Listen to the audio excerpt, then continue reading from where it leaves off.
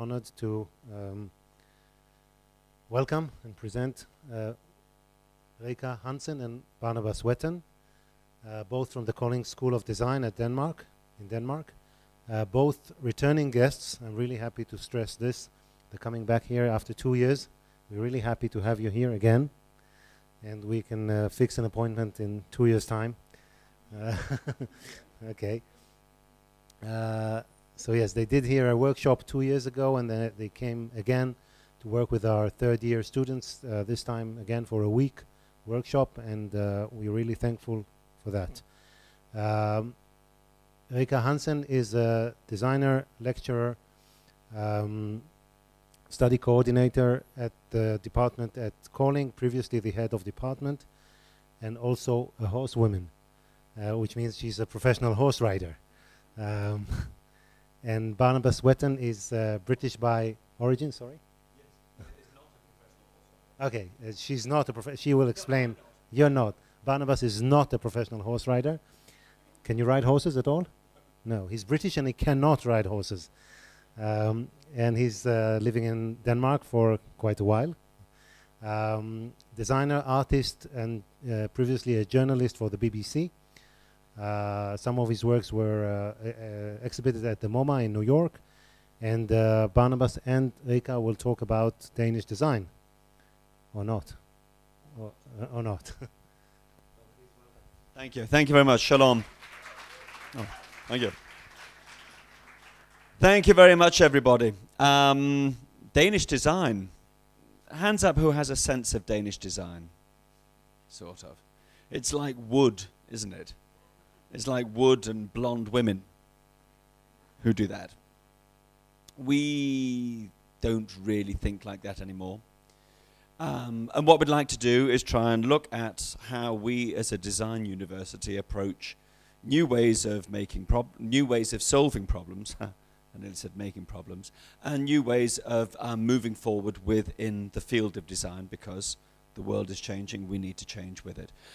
A little bit of background, we're probably Scandinavia's smallest university. We are something like 400 students all in all, but with a very high international profile. And to give the honor back, we've had really the honor of having Professor Adi Stern with us, and really learned a great deal from that. So thank you. Anyway, what do we mean about design? Very often we might say design means making sense of things. Design is a way of understanding and communicating and building spaces and imagined spaces and new ways of being within the world. And it ain't design if it ain't beautiful. We might also say that. But beauty and aesthetics, we consider, are not about the wood, although it can be. It's not about that sort of cleanliness and order that is Denmark. It's about trying to find spaces that are really carry a wide, deep range of meaning. That's really what it is that we're looking towards doing. So we're trying to make beautiful, relevant sense of the things that we are dealing with. It's about making sense, and it's about making spaces that are relevant, beautiful, and full of that sense. But we can all say that, can't we? Let's look and see what we do. First project I'm going to show you is trying to discuss new ways of understanding what electricity might be, or how we might see it, called Passing Through.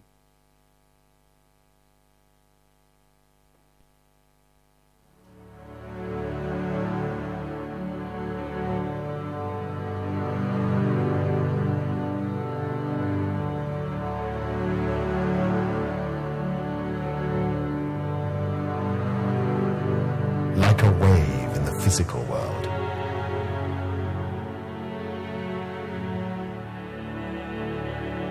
in the infinite ocean of the medium which pervades all, so in the world of organisms, in life.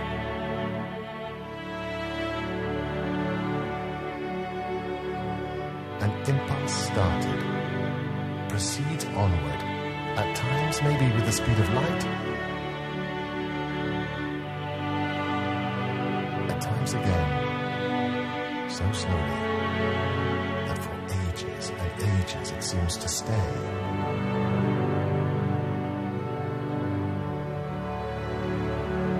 Passing through processes of a complexity inconceivable to men, but in all its forms, in all its stages, its energy ever and ever integrally present.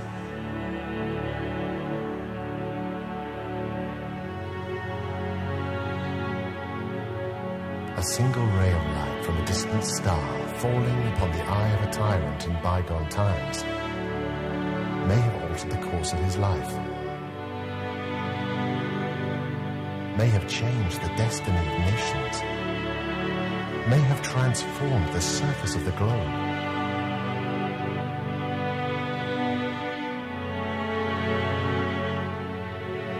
So intricate, so inconceivably complex are the processes in nature.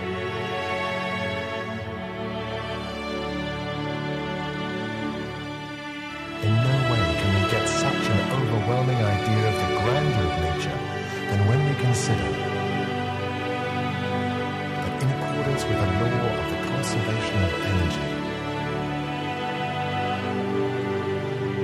throughout the infinite, the forces are in perfect balance.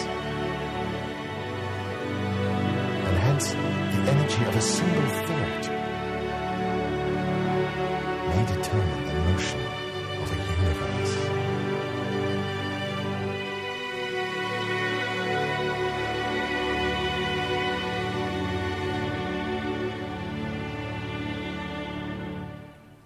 But how do we get there?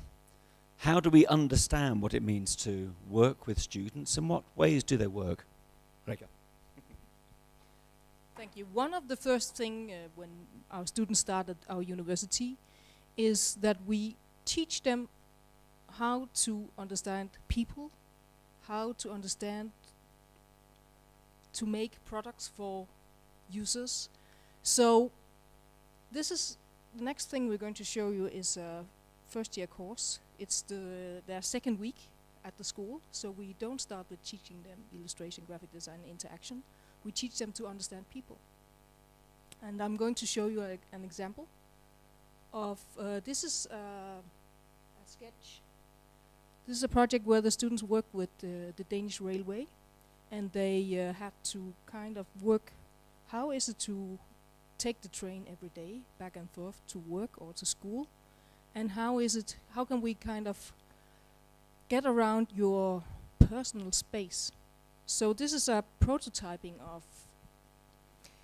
the students doing role play in terms of trying to create personal space. What does it mean, the different scenarios that they can get into, women talking, children that are crying,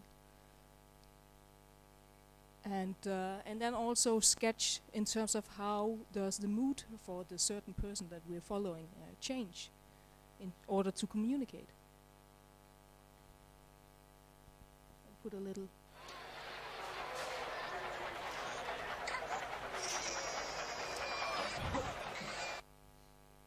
Yeah. So we do these things. We also do things like body storming, which means if you should design for blind people, you blindfold yourself in order to understand how does this look like for making new products. And from this project, the student carry on and went out to the train station and did some prototyping with people. Again, because we can't imagine or assume what kind of product we're going to do. But if we create different scenarios, we might discover the reaction of people, and from that can do new products. So these students, with still this topic, create a private space in all its way that you can do it. They did this prototyping, and this is a hidden camera, 1 or 2 hours at the station.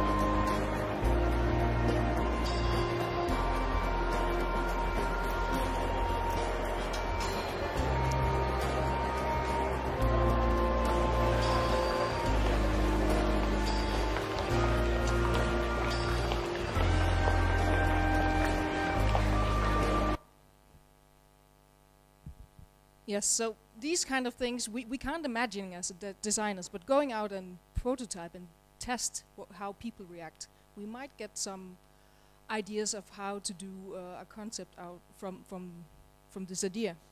So they took one of the tests that they did and made a final concept, which is an interaction installation, not doable yet, but maybe in the future. So this is their final concept.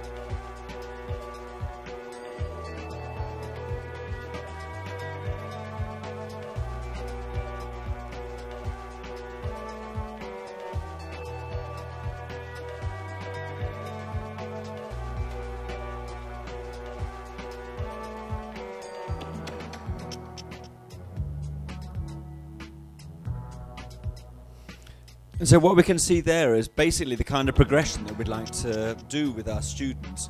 Make them understand both in terms of the aesthetics that we saw with passing through, but absolutely in terms of finding ways to relate to the groups and societies that they're part of, is one of the core central aspects of what it is that we work with. And here is another example of how that might be. Although Adi said that I personally had exhibited at MOMA, I haven't. I've been responsible for curating and working with and developing projects that have been done. So I just need to make that clear, but thank you, Adi. I like the idea. Thank you very much. And here is one of them. This is very, very simply one picture, how you might deal with sharp needles in Africa and the Third World once they're used. This is taking an existing resource, Coca-Cola cans, putting a clip on top, then you put your sharp in it, break it off, and then the sharp's kept in there. And they don't go into secondary and third-rate use, which means that, as it stands, 22,000 people a year are infected with hepatitis in Africa alone because they have been forced to use secondary used needles. This is a way of dealing. This is now set in production.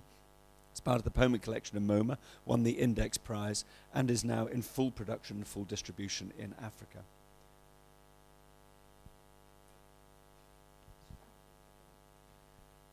Another example, one of the things that we really emphasize in our university is working with the industry or working with organizations.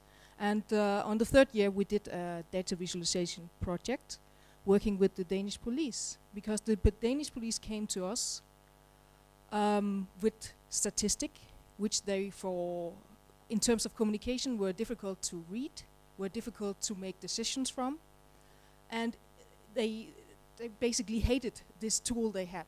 So the students were asked, how can we do this in a more efficient way so that we can read it, can make decisions from it, and also use it more proactively. So this group was getting into how do we do clear data efficiently and prioritize them. what kind of interaction should we do in terms of making the police interact with the data. So they would really like to do a strategic meeting tool to prioritize and communicate for and by the police.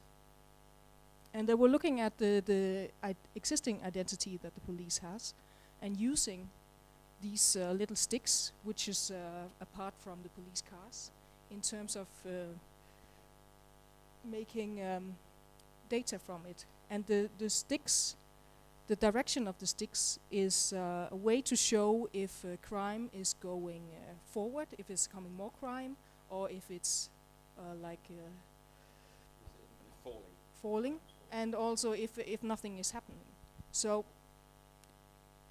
and they also use these cycles in terms of how do we compare the different kind of crimes. So this is their final report for the police to use.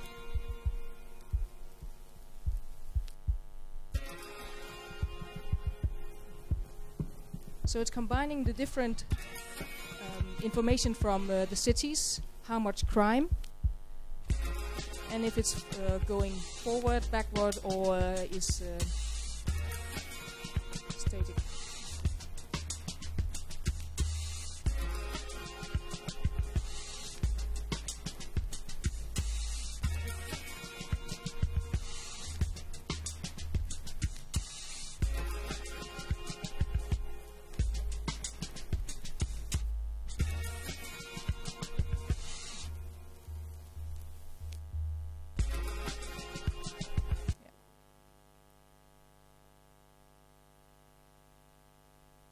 So they have an overview, a map, and then on the back side you have all the data to compare with in the different areas. And they also did a website for the police, because when they're out on the street they can connect and they can go looking at the data on their screen as well. So this is what we told the police. They can offer a tool for using data in a printed and a digital version, and it gives them a quick overview of how they can prioritize where they should go and be aware. And it's a better way to communicate surroundings. And from this project that we did, it was the first time working with the police.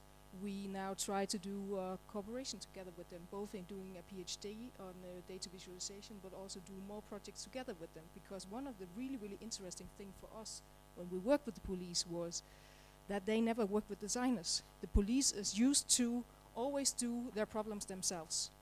But they really got to this point in Denmark that if they maybe could use us and see what can we gain from this in terms of doing innovation in the police as well.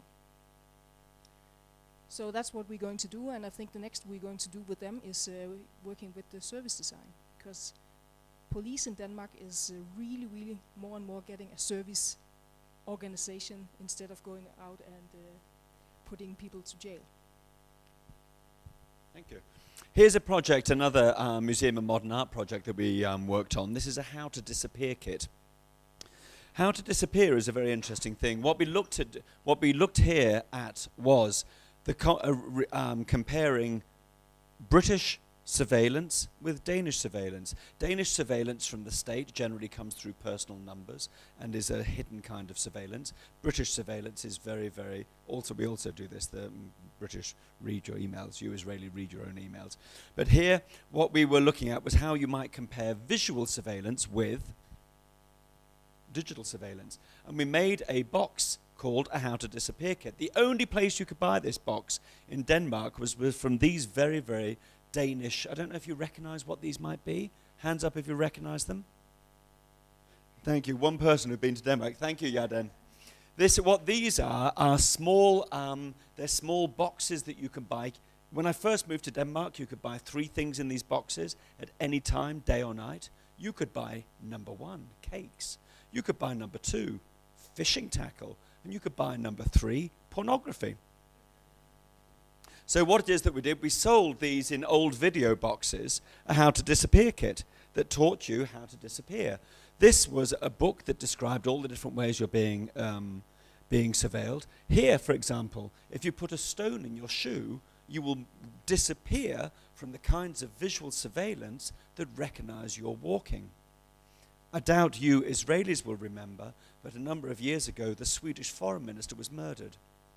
She was stabbed in a shop, and the person who did it was found on surveillance cameras, but you couldn't see his face. He was put in prison simply because we were able to recognize his walk in relation to the walk that was on the surveillance camera. If he'd put a single stone in his shoe, he'd have disappeared. Here's another thing. Here's a mask for the Danish winter.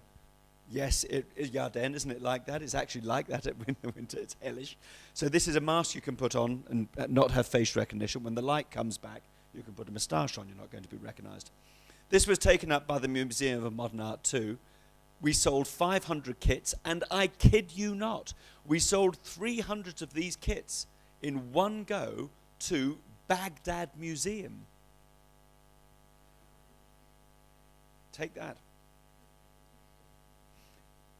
Here's another project, working with industry.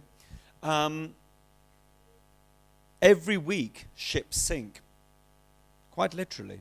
Every week, tens of people die because they're not able to get into life rafts. Do you know what it's like? You remember when you're a child trying to climb out of a swimming pool? It's very hard. Now, what you have to imagine, also up north where we live, you're having to do this in water that's around 2 degrees. And waves in the winter can be 10 meters high. So you can swim to a life raft, but generally they're very hard to climb into. So what we developed together with Viking life-saving equipment, instead of trying to lean backwards to climb in, here, a ladder so that you can lean forward to ease your getting into the life raft. And here's also a very interesting function. Because when you're in these kinds of catastrophic situations, different things will happen. Everybody will fight everybody. There is only one combination of people that never, ever, ever fight. So if a fire suddenly took hold here, we have no conscious control of it, will, for the most part, start fighting each other. Wives will hit their husbands. Husbands will hit their wives. Children will hit their parents. Mothers never fight their children. There's not a single case of it. We will lose color vision. Your brain doesn't need color. Whether the door is green or white at this stage is not really important. And you'll get tunnel vision. So if you see a door, the only thing you'll see is a door. We're not particularly interested in the make of the loudspeaker. So all of these factors mean that when people are in the water, they swim to the door and they will fight and kill you to get into it. It's just the way we are because we're animals. So what this does is a sea anchor, because generally the life rafts spin and spin and spin. So you can swim towards the door, but in the wind, the door will spin away from you. The only thing you'll do is swim towards the door, and then the current will take you away from the door, even though you've got that close to it. So what this does is organize the door in the best position in relation to the wind. Now, every year we send students to Ghana. Every year we send students to Shanghai, because we find it really, really important that our students travel from our small, extremely neat Danish town to places that give them much greater challenges emotionally, in terms of understanding the societies they have. So we go to China, and look. And we do this.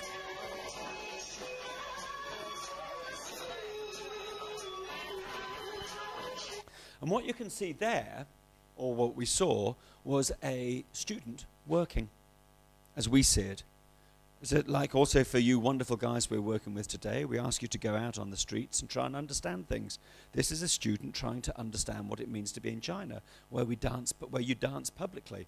I haven't seen anyone dancing on the streets here in Israel. In Denmark, it's unthinkable to dance on the street unless you're completely drunk. China, everyone dances on the street. It's beautiful. And this is one of the places we work, the Forever Bike Company, where we went from 0 bikes to these bikes in the space of 5 weeks, together with Chinese students.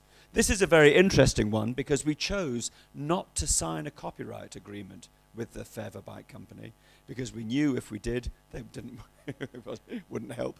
2 years later, this bike's on sale in China. I like that. To hear some of the bikes we made. Fully rideable. Yeah. But here's something very, very different. Watch this.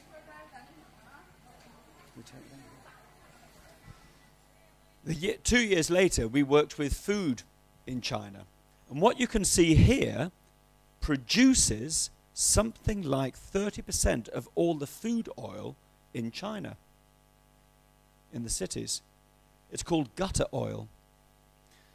Basically, you can see a person here making a living for their family. They go out and take the rubbish that is thrown out of restaurants into gutters, pick it up, refine it, and bring it back into the system. It kills you. This will actually kill you if you eat enough of it. It is very, very highly carcinogenic. You can't taste it. You can't see it because you copy because the labels are copied. So when we're in China, we eat this stuff. When you're in China, you're going to eat gutter oil. So we started asking this question: how might we use the waste from food to better advantage? Because you can't blame the people at that part of the system for doing what they need to do to make their family survive. You can't blame them. The Chinese principle in this, in Shanghai that year, was to change the law, and the top people in the system were going to be punished very severely. And that punishment was, bang, the death penalty.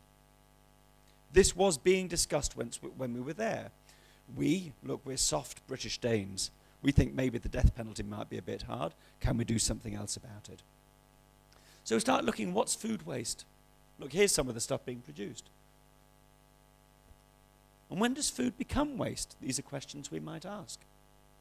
And this, for my high students, where are our students? Put your hands up.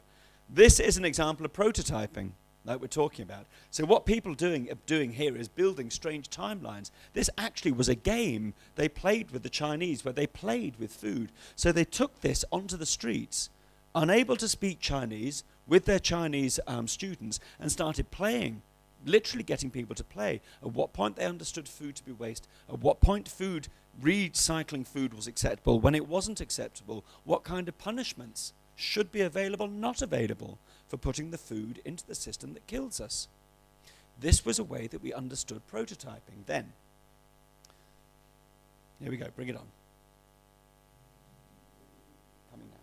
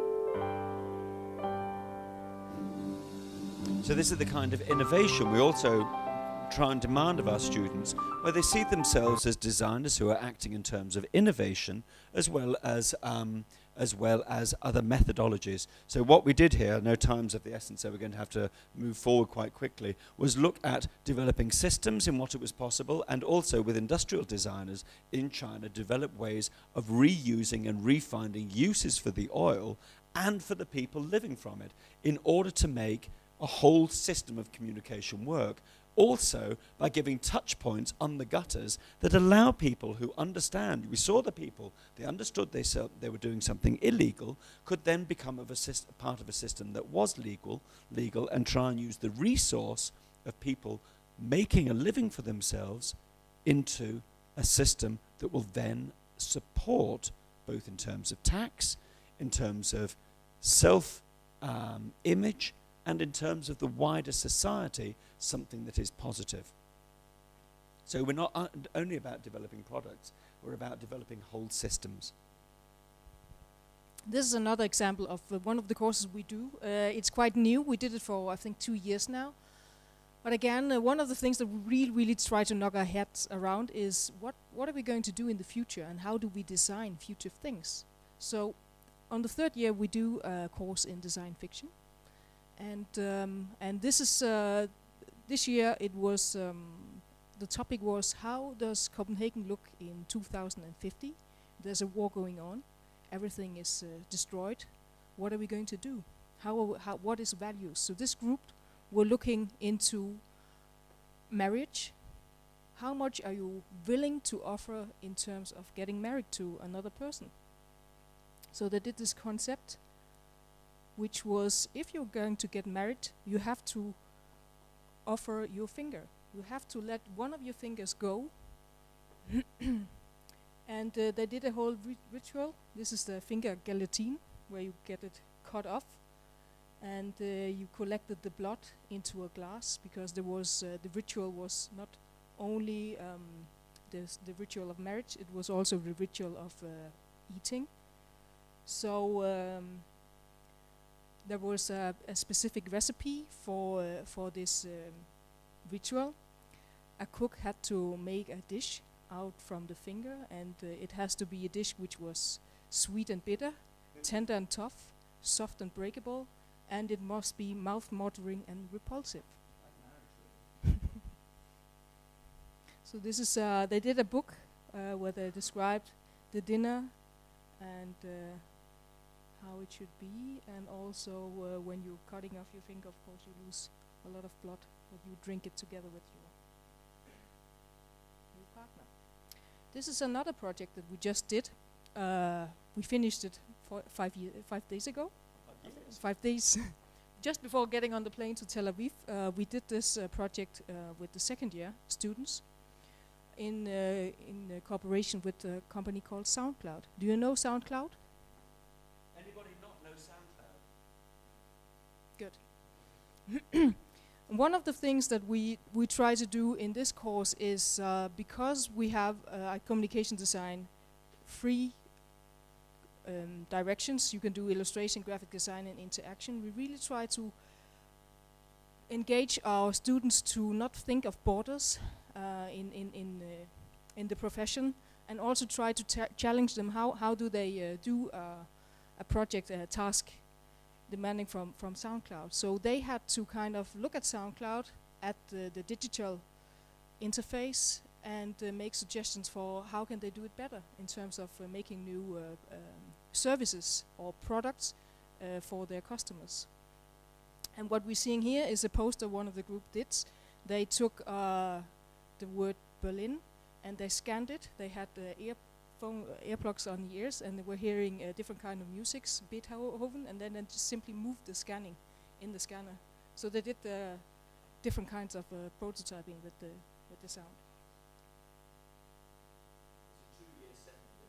Second year. 2 weeks in. Because one of the things that we're really discussing is, what is the border between illustration and graphic design and interaction? And we don't want our students really to think about it, but simply go to what is the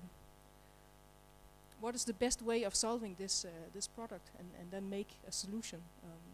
So this is one of the products. I'm going to send. SoundCloud has 40 million stories to tell. With a new web application, you can explore them all.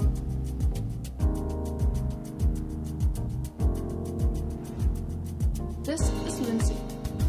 She has just broken up with her boyfriend and has made a song about that cheating piece of shit. Ulrik is experimenting with sound in objects. And then there's Oyvind. Well, no need to go into further details. Instead, let's take a look at how to discover interesting music through the new Explore page. Each of the triangles on the globe indicates artists. You can explore globally or locally, and every criteria you set will reveal a relevant artist for you. Sort the artist by a genre. The search tool allows you to be more specific within your search. Choose if you want to find artists with few plays or artists with an outrageous amount of people listening to them. Discovering through Tool of the Month gives you the ability to discover in a more diverse way. Find artists, for example by income, pet or weight. Or you can simply go random.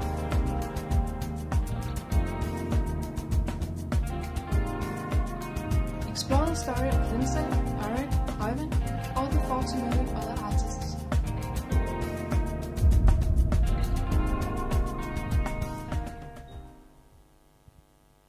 Yes, and we're going to show you another project from this week, or the last week.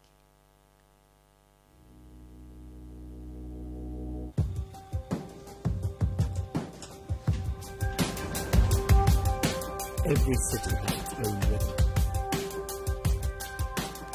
And every place has a beat. If you search for it, you'll find music everywhere.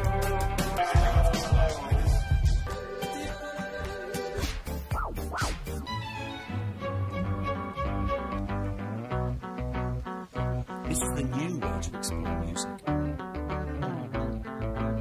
Soundscape geotags the music that's played on SoundCloud and maps it into musical environments. When moving around the city, you can listen to the music attached to your specific location, and this enables you to rediscover your city and explore new music. Music's never been closer. Listen to your city.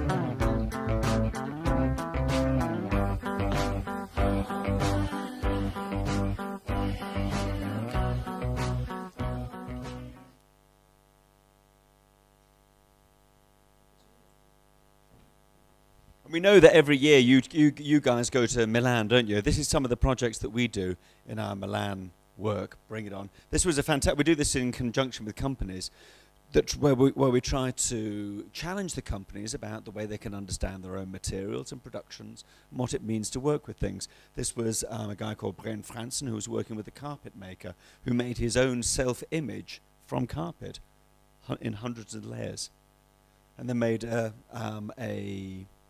negative image of that, which was absolutely stunning. You could see there. Also, there's a great. This was one of our French students who was working with Echo Shoes, who wanted to challenge and engage us with different ways of using feet in terms of the space, because we exhibit in different containers every year. And the way she did it was this. So, not that it has a desperately practical advantage, but you role to play. But in that way, you're able to reinvent and re-understand how shoes and space and playfulness can go together. And as we say in Danish, mange tak.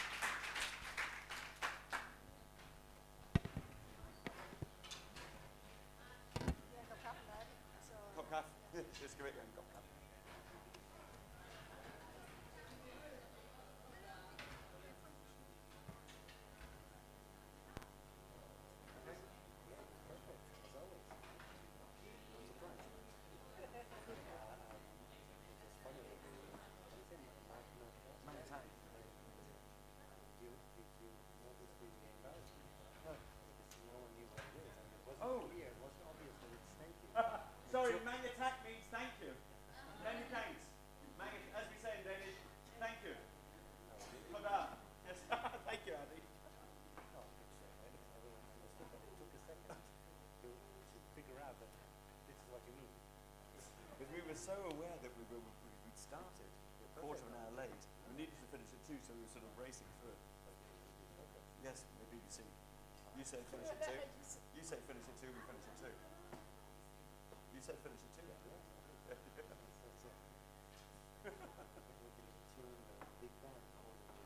Exactly. Exactly. Absolutely. Absolutely. Hello. This is Moran. Hello. Barnabas. Oh, thank you.